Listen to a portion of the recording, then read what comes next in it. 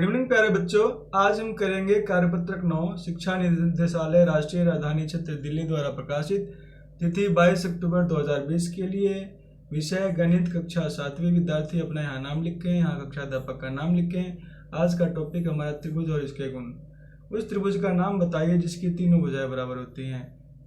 ठीक है, तो प्यारे बच्चों, आप इससे पहली क्लास में आप पढ़ चुके हो, मीन्स 6th क्लास में पढ़ चुके हो कि उस त्रिभुज का नाम क्या होगा। उस त्रिभुज का नाम क्या होगा जिसकी तीनों भुजाएं बराबर होती हैं। तो उस त्रिभुज को हम बोलते हैं समबाहु त्रिभुज। ठीक है, समबाहु त्रिभुज। ठीक है, क्या आप किसी ऐसे त्रिभुज के बारे में जानते हैं जिसकी दो भुजाएं बराबर होती हैं?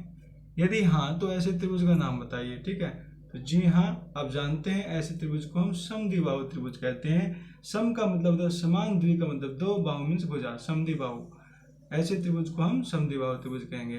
अब हम समद्विबाहु त्रिभुज के कोनों में क्या संबंध होता है, आइए एक क्रियाकलाप जाने। ठीक है प्यारे बच्चों, एक कागज द्वारा त्रिभुज एक्स वाई जेड को इस प्रकार काटें जिसमें एक्स वाई बराबर है एक्स जेड हो। यहाँ चित्र में बता रखा है, एक ऐसा त्रिभुज बनाओ जिसमें एक्स वाई बराबर है एक्स जेड। ये एक्स वाई और एक्स जेड बराबर होना चाहिए। ठीक है, अब इस त्रिभुज को इस प्रकार मोड़िए कि शीर्ष y और z, शीर्ष y या शीर्ष z, ठीक है, ये दोनों है ना, इस पे आ जाएं, मिल जाएं। ठीक है, ढक जाएं। आप पाएंगे कि y तथा z दोनों एक दूसरे को पूरा ढक लेते हैं, अतः इन दोनों कोणों को आधार कोण कहते हैं। ऐसे कोण क्या कहे जाते हैं? ये दोनों कोण कैसे कोण होंगे? आधार कोण होंगे। बेस में है ना, ये बेस एक्स जेड बेस है, तो बेस पे जो कोण बन रहा है उसको हम आधार कोण यानी बेस एंगल बोलते हैं। ठीक है प्यारे बच्चों, अतः आधार कोण कहते हैं, तथा यह एक दूसरे के बराबर भी होते हैं। बेस एंगल समद्विबाहु त्रिभुज के अंदर आधार कोण बराबर होते हैं। भुजा एक्स वाई तथा एक्स जेड को त्रिभुज एक्स वाई जेड की समभुजाएं कहते हैं। ये दोनों भुजाएं हैं समभुजाएं, समान भुजाएं। अतः हम कह सकते हैं कि किसी त्रिभुज में बराबर भुजाओं के सामने वाले कोण मीन्स सम्मुख कोण आपस में बराबर होते हैं। ये हमारा समद्विबाहु त्रिभुज था, इसकी दो भुजाएं बराबर हैं, इसीलिए इसको समद्विबाहु त्रिभुज कहा। और ये भुजाएं हमारी बराबर हैं, इसके सम्मुख कोण हमारा जेड है, और ये जो दूसरी भुजा है हमारी एक्स जेड है, इसके सम्मुख कोण ये वाला कोण है। ठीक है ना, इस भुजा के सम्मुख ये वाला कोण है।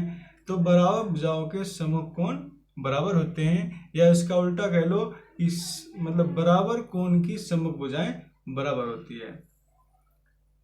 कागज से एक त्रिभुज ABC काटें और इसके कोणों को 1 2 3 नाम दें। ठीक है, कागज से काट लिया, 1 2 3 नाम ने दे दिया। फिर कोणों को भी अलग अलग काट दें। अब आपका त्रिभुज 3 टुकड़ों में विभाजित हो जाएगा। अब इन तीनों टुकड़ों को साथ में दिखाए गए चित्र के अनुसार एक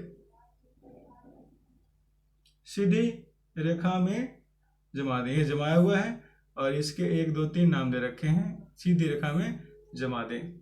देखेंगे कि यह तीनों कोण मिलकर एक सरल कोण बनाते हैं। सरल कोण बनाते हैं, सरल कोण यानी सीधी रेखा पे जो कोण। ठीक है, अतः हम कह सकते हैं त्रिभुज के तीनों अंतः कोणों का योग 180 डिग्री हुआ।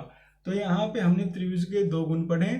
ठीक है, एक तो हमने पढ़ा कि समबाहु त्रिभुज, समद्विबाहु त्रिभुज के अंदर सम्मुख भुजाओं के सामने वाला कोण बराबर होता है, और दूसरा हमने पढ़ा त्रिभुज के तीनों अंतः कोणों का योग 180 डिग्री होता है। नीचे दिए गए माप के त्रिभुजों को खींचिए। अब ये दे रखा है, आपको क्या करना है, ज्योमेट्री से 2 सेंटीमीटर, 3 सेंटीमीटर, 5 सेंटीमीटर, ठीक है, इसके माप के आप त्रिभुज बना सकते हैं ऐसे करके। ठीक है, मेजर करके। ठीक है, इसको भी और इसको भी, ये आपको खुद करना है। कागज की पट्टियों का उपयोग करना है आपको।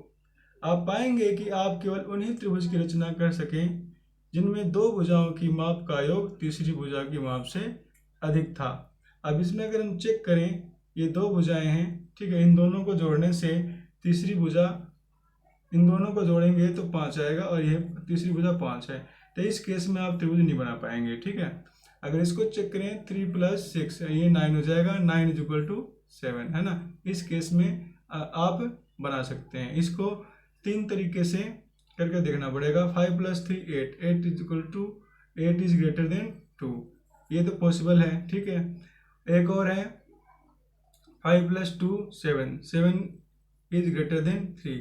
तो दो पॉसिबिलिटी तो यहाँ आ रही है, लेकिन तीसरी पॉसिबिलिटी में ये ग्रेटर या देन या अधिक नहीं हो पा रहा, इसलिए इसमें पॉसिबल नहीं है। इसमें हमने चेक किया तो हमारा एक तो पॉसिबिलिटी आ गया, ये तो पॉसिबल है।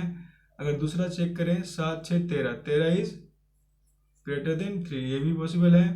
और भी हमारा एक रह गया 7 3 10, 10 इज ग्रेटर देन 6, ये भी पॉसिबल है। मीन्स दैट कि हमारा ये सेकंड पॉसिबल है, इसमें भी ये त्रिभुज बन जाएगा बनाओगे तो। अब इसको हम चेक करते हैं, 6 + 3 9, 9 इज ग्रेटर देन 2, है ना। अब इसको ऐड किया 3 + 2 5, 5 इज लेस देन 6, इसमें ग्रेटर देन नहीं हुआ, अधिक नहीं हुआ। दो भुजाओं का सम तीसरी भुजा से ये बड़ा नहीं हुआ, इसलिए इसमें भी पॉसिबल नहीं है, त्रिभुज नहीं बनेगा आपसे, ठीक है। अब हम अभ्यास करें। अभ्यास में हमारा पहला क्वेश्चन है, ये त्रिभुज दे रखा है। त्रिभुज के तीनों कोणों का जोड़ आपको पता है 180 डिग्री होता है। इन तीनों कोणों को हमने जोड़ दिया और इन दोनों को जोड़ा तो 110 डिग्री, और फिर 180 में से 110 माइनस कर दिया, x = 70 डिग्री, हमारा आंसर हो गया। सेकंड क्वेश्चन में क्या है, देखो इसमें ये ऐसे कर रखा है, इसका मतलब क्या है 90 डिग्री होता है, ठीक है। इसमें भी हमने त्रिभुज के तीनों कोणों का जो योग 180 डिग्री होता है वो वाला गुण लगाया, ठीक है। x + 30 + 90, ठीक है। इन तीनों कोणों को फिर 90 + 30 120 डिग्री, 120 डिग्री को माइनस कर दिया 180 में से, तो ये हमारा कितना आ गया 60 डिग्री, हमारा सेकंड क्वेश्चन का आंसर। थर्ड क्वेश्चन में भी क्या है, दो कोण x x हैं, तीसरा हमारा 50 का है, ठीक है। तो x + 50 = 180 डिग्री, 180 डिग्री इसलिए होगा क्योंकि त्रिभुज का एक गुण है, त्रिभुज के तीनों कोणों का योग 180 डिग्री होता है। हमने फिर 50 को माइनस कर दिया, तो 2x = 180 में से 50 को माइनस किया 130, फिर हमने ये 2 से हमने डिवाइड कर देंगे हम, तो हमारा 65 डिग्री आ जाएगा। अब हमारा सेकंड क्वेश्चन है, इसमें बताना है दिए गए कोणों में कौन कौन से कोण युग्म एक त्रिभुज के अंतर कोण हो सकते हैं। भाई तीनों कोणों को जोड़ कर देख लो, अगर 180 डिग्री होगा तो पॉसिबल है, हो सकते हैं, ठीक है। इसमें 190 डिग्री आ रहा है इसलिए पॉसिबल नहीं है, ठीक है। इसको जोड़ा हमने, इसको जोड़ा इन दोनों को, तो ये दोनों में पॉसिबल आया। थर्ड को हमने जोड़ा तो इसमें पॉसिबल नहीं है क्योंकि तीनों कोणों का योग 130 डिग्री आ रहा है, ठीक है। तो प्यारे बच्चों, इस तरीके से हमारी वर्कशीट 9 क्लास 7 हिंदी मीडियम की पूरी होती है। वीडियो देखने के लिए आपका बहुत बहुत धन्यवाद।